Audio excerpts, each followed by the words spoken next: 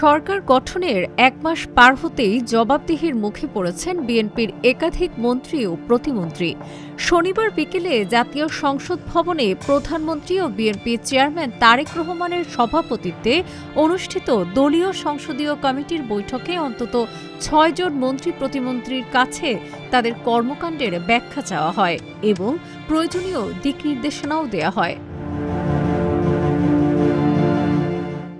বৈঠক সূত্র জানায়, বিদ্যুৎ ও জ্বালানি মন্ত্রীর কাছে তেল ও বিদ্যুৎ সরবরাহের বর্তমান অবস্থা, সম্ভাব্য ঘাটতি এবং তা মোকাবেলায় পরিকল্পনা জানতে চাওয়া হয়।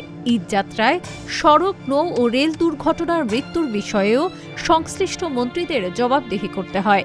পাশাপাশি পররাষ্ট্রমন্ত্রীর কাছে আন্তর্জাতিক সম্পর্কের পরিস্থিতি নিয়েও ব্যাখ্যা চাওয়া হয়। প্রধানমন্ত্রী সংসদকে কার্যকর ও প্রাণবন্ত করার ওপর গুরুত্ব দিয়ে বলেন, গণতন্ত্র সুসংহত করতে সংসদের কার্যক্রমে গতি আনা জরুরি। তিনি মন্ত্রী ও সংসদ সদস্যদের উন্নয়ন কর্মকাণ্ড ও চলমান সংকট জনগণ ও গণমাধ্যমের সামনে সঠিকভাবে উপস্থাপনের নির্দেশ দেন এবং অতিরঞ্জিত বক্তব্য থেকে বিরত থাকতে বলেন। বৈঠকে দেশে পর্যাপ্ত জ্বালানি মজুত থাকা সত্ত্বেও কৃত্রিম সংকট সৃষ্টি ও চোরাচালান রোধে স্বরাষ্ট্রমন্ত্রীকে কঠোর ব্যবস্থা নেওয়ার নির্দেশ দেওয়া হয়। সংসদ সদস্যদের নিজ নিজ এলাকায় সতর্ক থাকারও নির্দেশ দেওয়া হয়।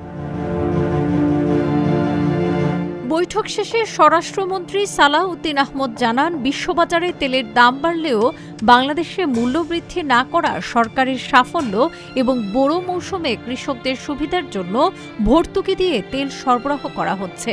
চোরাচালান বন্ধে কঠোর ব্যবস্থা নেওয়া হবে।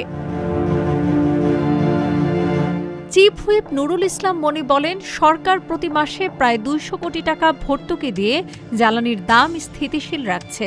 বর্তমানে দেশে কোনো ঘাটতি নেই। ২ লাখ টন তেল বন্দরে এসেছে এবং আরও ২ লাখ টন আসছে।